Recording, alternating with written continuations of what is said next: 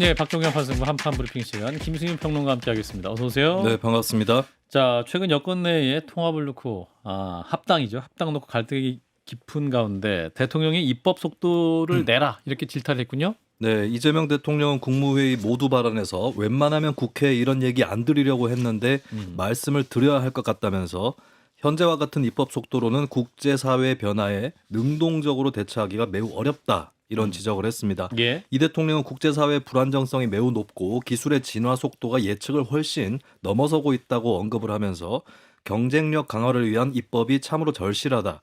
여야를 떠나 국익 우선 정치를 부탁한다라고 호소했습니다. 예. 이 대통령은 지난달 27일 국무회의에서도 지금 국회가 너무 느려서 일을 할 수가 없는 상태라고 밝힌 바 있는데요. 오늘은 속도를 내줄 것을 더 직접적으로 당부를 했습니다. 예. 이 대통령은 또 정부를 향해서도 시급한 입법을 위해 국회를 더 적극적으로 설득하고 부탁하고 가서 빌더라도 신속히 할 수 있도록 해달라 이렇게 주문했습니다. 예. 대통령은 정말 일을 빨리 하고 싶은 마음이 강하신 것 같은데 가서 빌더라도 신속히 할 수 있도록 해달라. 네, 예. 그러니까 대미투자 특별법이 또 약간 지체됐던 부분이 예. 있고, 물론 예. 이제 야당에서는 이제 비준, 이제 이건 음. 비준으로 할 사안이 아니다, 옥신각신하면서 그러면서 약간 불이탈을 좀 맞은 부분이 있잖아요. 예. 근데 미국이 워낙에 이제 예측 불가능성으로 반응이 나온다고 하더라도 대통령 입장에서는 아니 국회가 이거 실기한 거 아닌가라는 인상 받을 수밖에 없고, 또 이제 서학개미들 막이라고 이제 지칭해가지고 이제 많은 이 주식 자금을 국내로 또 전환시키기 위해서도 또 입법이 필요한데 그것도 이제 적시에 됐냐라는 언론의 이제 문제 제기들이 있어서 예. 여기에 대해서는 아무리 좋은 정책도 실기하면은 나중에 도입이 되면은 아무래도 제한이 뚜렷할 수밖에 없으니까 재차 다시 독촉이 있었던 게 아닌가 생각됩니다. 정 의원님. 그런데 지금 그 민주당의 의석수라든지 범여권으로 볼 때 예. 결국은 법이 통과가 된다라는 거는 제적의원 가반 출석에 그 출석 의원이 가반 그 찬성하면은 법이 통과가 되는 건데 예.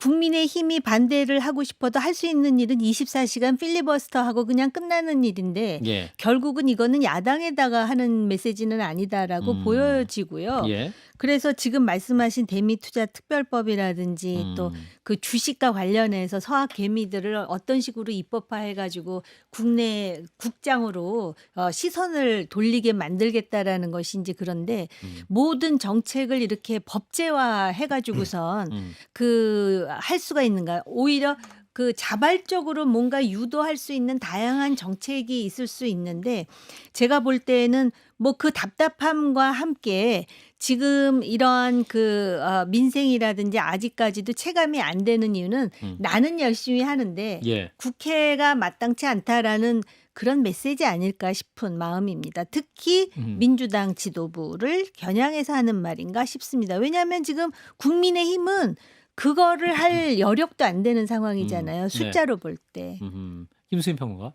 네, 일단 최근에 있었던 일을 하나 또 상기를 해보면 민주당 지도부에서 특검 추천을 하면서 쌍방울 사건에 예. 김성태 씨의 변호인을 추천을 해서 이 문제가 크게 쟁점이 되고 결국에 정청래 대표가 사과까지 했거든요. 예. 이런 상황에서 좀 아무래도 당정 관계에서는 이재명 대통령이 확고한 우위 이런 것들을 보여주고 있는 그런 상황인데 여기에 더해서 국회 입법 속도까지 얘기를 했다라고 하는 거는 현재로서는 일단 이 논의의 주도권이라든지 이런 것들이 이재명 대통령에게 굳건하게 있다. 이거를 확실하게 보여주는 그런 또 하나의 풍경이 된 것 같습니다.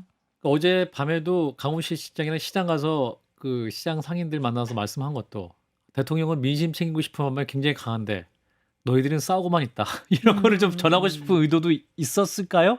저는 그렇게 봤어요. 예. 그러니까 그 통일시장이 그 청와대에서 네. 가깝잖아요. 맞아요. 예. 그런데 지금 합당 문제라든지 예. 또는 특검 문제로 마치 또 청와대와 그 여당 사이에 상당한 갈등, 심지어는 뭐 내전 상태다 이런 얘기까지 하고 그러는데 나는 애초부터 싸울 생각이 없고 이렇게 민심과 국정 운영에 지금 올인하고 있다. 그래서 사실은 합당 합당 문제라든지 이런 것도 마치 또 대통령이 상당히 불쾌한다라는 인상을 주는 일 자체를 굉장히 부담스러워한다라고 보여져요. 오로지 국정, 실용주의 이런 식의 어떤 그 이미지를 구축하고자 하는 분명한 의지가 있는 것 같아요. 그렇군요. 자, 이런 가운데 이제 더불어민주당, 조국혁신당과 합당 문제를 가지고 오늘 오전에 의원총회까지 했죠. 민주당 내에서는 지방선거 전에 합당 추진 어렵지 않겠느냐라는 공감대가 있다는 건데 일단 박수현 수석 대변인의 발표 내용 영상을 잠깐 듣고 이어가겠습니다. 첫째, 조국 혁신당과의 합당 제안이 지방선거의 압승을 통해 이재명 정부의 국정 성공을 뒷받침하기 위한 진정성에서 비롯된 것이었다 해도 추진 과정에서 발생한 갈등으로 귀결되고 있는 상황 인식을 공유하였습니다. 두 번째, 의원들은 대체로 통합의 필요성은 공감하나 현 상황에서의 합당 추진은 명분이 있지만 추진이 어렵다는 것과 오늘 의원총회 결과를 반영하여 오늘 최고위원회가 신속히 결론을 내려줄 것을 요구하였습니다. 예, 자 박수현 수석 대변인의 워딩이었고요. 전해주실까요? 네, 더불어민주당은 오전 의원총회를 열고 정청래 대표가 제안했던 지방선거 전 합당 추진 방안에 대해서 논의를 했습니다. 예. 의총 직후에 박수현 수석 대변인을 브리핑을 갖고 의원들이 통합의 필요성에는 대체로 공감했지만 현 시점에서 합당을 추진하기는 어렵다는 데 의견이 모였다고 전했고요. 예. 의원들은 합당 제안이 지방선거 압승을 통한 국정 성공이라는 취지에서 출발했더라도 추진 과정에서 오히려 갈등이 증폭되고 있다는 인식을 공유했다라고 하는 것이 박 대변인 설명입니다. 예. 민주당은 오후 8시부터 비공개 최고위원회를 열어서 합당 추진 여부에 대한 최종 결론을 내릴 예정이고요. 이 결론은 내일 정청래 대표가 최고위원회에서 발표할 예정입니다. 한편 조국혁신당도 민주당 공식 입장 발표 이후에 조국 대표가 직접 당의 입장을 밝히겠다라고 공지를 했습니다. 예. 자, 더불어민주당과 조국혁신당과 합당 문제. 굉장히 뭐 지금 어려운 과정을 거치고 있고 사실상 안 될 것 같다라는 게 중론인데, 자, 우리 대변인께서 굉장히 또 조심스럽게 말씀하시겠네요, 그죠? 네. 네, 뭐 그렇진 않고 이제 지방선거 전에 예. 이제 박수현 수석 대변인이 이야기한 것처럼 이제 예. 명분에는 다 공감하죠. 민주당 구성원이라면 그래도 이제 합당해서 시너지를 낼 수 있는 우당 아니냐라는 공감대는 있는 거고. 예. 다만 그러니까 지방선거 채비하시는 분들한테 이야기를 들어보면 예. 이 조국 혁신당과의 합당 변수 때문에 다 이제 딜레이가 되고 연기가 되고 연착이 되고 이러고 있다는 거예요. 네. 근데 그거를 언제까지 그냥 손 놓고 있을 수 있겠습니까? 선거에서 빨리 후보를 선별해내고 이 검증을 하는 과정을 거쳐야 되는데 그렇기 때문에 사실 조국혁신당의 조국 대표가 제안했던 2월 13일이 실질적으로도 마지노선이었는데 시간이 벌써 오늘이 10일 아닙니까? 그렇기 때문에 지방선거 뒤로 사실상 이제 수년이 되는 그래서 뭐 이 전당대회 일정 어제도 이제 이동영 작가가 나와서 뭐 일정 설명하시는 것도 저도 들었는데 예. 뭐 정치적인 이 이벤트가 또 전당대회가 있고 하니까 그때 뭐 같이 논의가 또 구체화될지 이런 부분은 좀 열려 있는 것 같습니다. 정 의원님 느낌상 끝입니까? 지방선거 전에 안 된다? 지방선거 전에 안 되면은 합당을 정 대표로서는 예. 추진할 이유가 없는 데다가 이렇게 되면은 정청래 대표의 입지가 상당히 줄어들 것 같은 생각이 드는데요. 예. 그러니까 8월 달에 전당대회는 말할 것도 없고 확실하게 이 당의 주도권은 청와대 대통령에게 있어. 물론 아까도 말씀드렸듯이 그런 인상을 주고 싶어 하지 않지만 예. 요번에 그동안 많이 참아왔거든 하면서 이번만큼은 좌시하지 않겠어라는 거를 분명히 보여주는 게 아닌가. 예. 그래서 명분은 이때잖아요, 합당이. 예. 근데 왜 못하냐고요. 그러니까는 그러니까요. 정청래 대표가 주도하는 게 마뜩지 않다라는 것이고요. 그럼 예. 조국 대표는 어떻게 될 것인가? 결국은 조국 혁신당의 조국 대표와 관련해서는 소위 명예로운 출구 비슷한 거를 공유하고자 하지 않겠어요? 민주당 쪽에서. 예. 그렇군요. 이제 조국 대표는 13일 전까지 합당할 것인지 합당을 안 하게 되면 선거 연대라도 할 것인지 안 할 것인지 그 부분을 구체적으로 얘기해 달라라고 이제 세부적으로 얘기를 했는데 김수민 평론가도 일단 8시에 최고위원회 할 거긴 합니다만 의원총회 내용이 그대로 인정이 될까요? 아니면 또 다른 변수가 있을 수 있는 것이냐? 네, 이쯤에서 뭐 정청래 대표가 정반대 방향으로 이걸 다시 꺾는다거나 하는 것은 상상하기는 어렵다라고 예. 봐야 될 것 같고 합당의 가능성이 오히려 합당 논의 과정에서 사그라들었다라고 정리를 해야 될 것 같습니다. 예. 이게 좀 대조를 하자면 2014년에 민주당하고 안철수 신당 당시 새정치연합이 전격적으로 합당을 한 적이 있었거든요. 예. 근데 그때는 왜 합당이 됐냐면 어떻게 보면 민주당은 당시 안철수 쪽에 지지율이 필요했고 아하. 안철수 쪽은 조직력이 필요했고 아하. 이런 것들이 서로 원하는 그런 부분들이 있었습니다. 그렇기 예. 때문에 차이에도 불구하고 순식간에 합당에 도달을 했었는데 예. 이번에 역설적인 것을 보여주는 게 그때의 두 당에 비해서 이번에 민주당 조국혁신당은 색깔도 비슷하고 오히려 당세 차이는 조금 크게 나고 이런 상황에서 합당을 하는 것이 더 수월하지 않겠느냐라고 구조적으로는 그렇게 보여졌던 거거든요. 예. 근데 그 조건이 거꾸로 네. 비슷해 보이는데 트러블이 나고 당 내에서도 의견이 정리가 안 되면서 아하. 갈등이 더 부각이 되고 결과적으로는 안 되는 방향으로 그렇게 전개가 되는 좀 역설적인 12년 전에 있었던 그 합당과 이번 합당의 차이가 또 보이는 것 같습니다. 분명한 변수가 있죠. 그때는 여당이 아니었고 지금은 아. 대통령이 있잖아요. 예, 네. 예. 정청래 대표가 그러면 8월에 전당대회 안 나올 거다. 그래도 합당을 하자. 이렇게 제안하면 합당할 수 있습니까? 그렇다면 정말로 정청래 대표가 진짜 나 합당을 원하고 나의 정치적 사익은 원하는 게 아니야. 8월 전당대회 안 나갈 거고 대신 합당합시다. 우리 동지 아닙니까? 그러면은 굉장히 그 뭐라 그럴까 젊은 분들 표현처럼 있어 보이죠. 예. 상당히 정치는 저렇게 해야 되는데 예. 그래서 박수 치는 사람들이 꽤 많을 거예요. 예. 근데 할지 안 할지는 좀 지켜봐야 되겠죠. 그러면은 다 플러스 그러니까는 소위 포지티브 썸이 되는데 정청래 대표만 아무것도 안 갖고 끝나는 거죠. 그렇죠. 네. 예. 그 당대표를 한번 하고 이제 8월에 평화로운 또 당대표 교체를 이어가는 거. 네, 우리 장인미 대변인은 먼 산을 보고 있기 때문에 자 우리 김수희 평론가 그 가능성. 근데 조국혁신당하고 합당을 하자. 예. 대신에 나는 출마하지 않겠다. 이렇게 정 대표가 선언을 하면 일견 사심이 없어 보이는 그런 효과가 있겠지만 다른 한편에서 이게 말을 만들어내려면 끝이 없는 것이 예. 혹시 조국 대표를 전당대회에서 밀려고 하는 거 아니냐 뭐 이런 얘기도 나올 거예요. 네, 그래서 이런 문제는 사실 뭐 궁극적으로 어떤 길을 택하든 간에 좀 갈등이나 논란은 완전히 피할 수는 없을 것 같습니다. 예, 우리 청일 변호사도 살짝 예, 그러면 이제 의견을 종합한 결과 예. 연임을 하지 않겠다고 해도 정치적인 예. 해석은 무구하게 나올 수 있기 때문에 예. 뭐 거기에 직을 거는 거는 예. 제 개인적으로는 적당해 보이진 않는다는 결론을 내리겠습니다. 아니 근데 정치를 대국적으로 대국적으로 과거에 하세요. 왜 정치를 예. 좀 대국적으로 하십시오 하면서 총 쏜 사람 하나 있거든요. 근데 지금 민주당 내에서 또 이제 친명계로 보일 수 있는 한 70여 명의 의원들이 네. 또 규합을 해서 막 지금 모였단 말이에요. 그 이재명 대통령 관련 기소 공소 취소 네, 요구 및 뭐 이런 것을 모였는데 이게 이제 지방선거 시작도 하기 전에 지금 당내에 개파 갈등이 시작되는 거 아니냐라는 해석도 있거든요.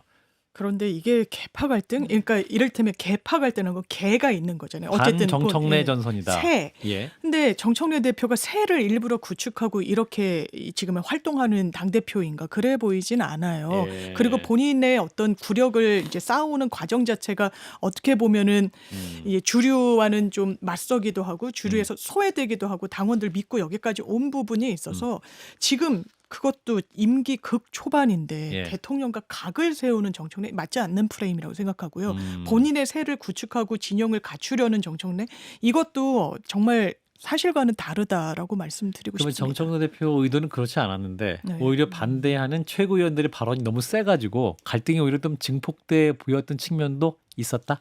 최고위원의 발언 때문이라기보단 이를테면 네. 이 뭐 전준철 변호사를 이제 아, 추천하는 특검? 그런 거는 이건 잘못이에요. 근데 네. 실수고. 근데 네. 의도가 있는 거 아니야? 네. 라는 이제 모르겠습니다. 오해 내지는 억측도 나올 수 있는 네. 상황이긴 했는데 네. 그게 정청래라는 정치인을 봤을 때는 이게 사실과 다르면서 이런 부분이 좀 쌓여서 더 이게 뭐 VS의 구도로 보는 측면이 언론에선 또 정치인들의 갈등 구조에 상당히 또 천착하기도 하고 싸움을 어떻게 보면 언론 붙이기도 때문입니까? 하고. 언론 때문은 아닙니다만 예, 그런 측면도 없지 알겠습니다. 않다. 알겠습니다. 딱 하나만 짧게 짚고 정청래 대표가 이런 게 많을까요? 만약 합당 무산되면 조국 대표가 이런 게 많습니까? 정 의원님. 정청래 대표가 이런 게 많죠. 제가 볼 때는 이렇게 되면은 아까 그 경선 말씀도 드렸는데 예. 그 2년 후에 총선도 어떻게 될지 몰라요. 아하. 조국 대표 같은 경우는 오히려 지금 여기서 그 소위 뭐라 그러지 그런 거를 왜 아무튼 뒤통수 맞은 것처럼 예. 돼버려가지고 예. 피해자 같다. 예. 뭔가 그 보상 내지는 아까 그래서 제가 명예로운 출구라는 말씀드렸잖아요. 연대의 이름으로 아하. 그냥 같이 날리지는 않을 것 같다라는 표현이 좀 거칠었습니다만은 예. 그렇게 네. 선거연대 정도는 살아있을 수도 있겠다는 가능성도 보이네요. 자, 이런 가운데 집사 게이트의 핵심 피고인 김예성 씨에게 1심 재판부가 일부 무죄, 일부 공소 기각을 선고를 했고, 또 이제 그림 관련한 김상민 전 검사 또 무죄가 나왔죠. 그래서 김건희 특검의 공소 유지에 대해 회의적인 전망이 나오는데 어떤 네, 상황입니까? 서울중앙지법 형사 26부가 어제 김혜성 씨 1심 선고 공판을 가졌습니다. 예. 김 씨는 김건희 씨와의 친분을 이용해 회사 IMS 모빌리티에 투자를 받아낸 혐의를 받아왔고요.